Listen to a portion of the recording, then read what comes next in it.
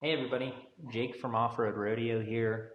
I was out on a ride this weekend and realized that the shifting on my trail feels a bit wonky. So I want to show you guys how to adjust the auto clutch to up your ride experience and make the bike run better. It's super easy, only takes a few minutes, and you only need two tools.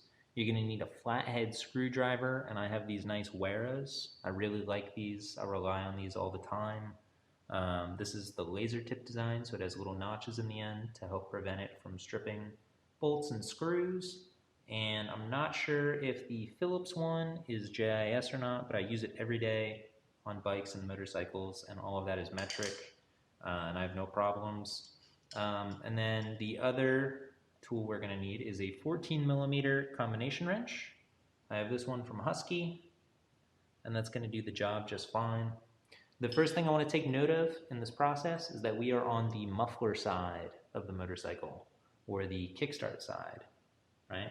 So if we pan down here to the engine, you can see the fill plug is right there for the oil reservoir, and then if you were wondering what this guy is, this is actually our auto clutch adjustment. So it has a lock nut, and then inside is a little bolt with a notch, and that's actually how we make our adjustment.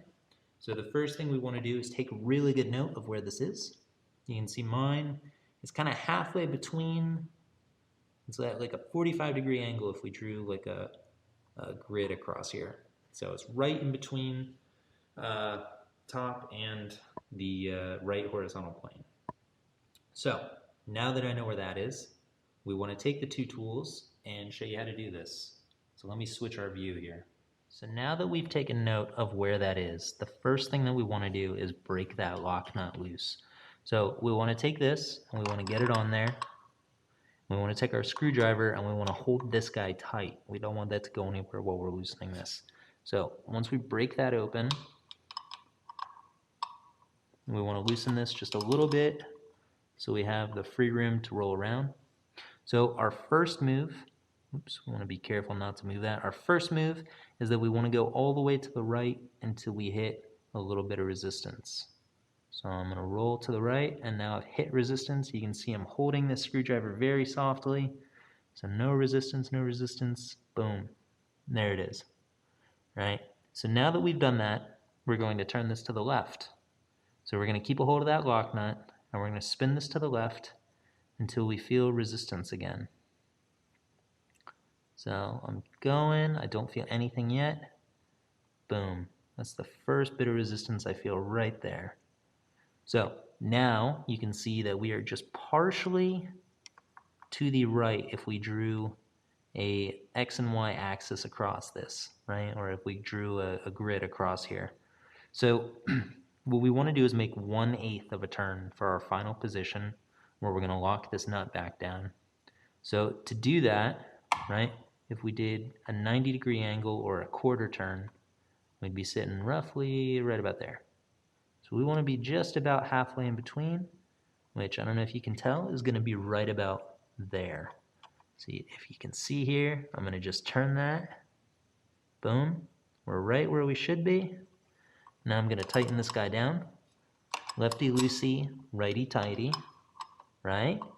Who's with me? I'm just kidding. Cool. So now we have it tight. We want to keep a hold of this just because we don't want it to change position. Now we're going to just tighten this guy down.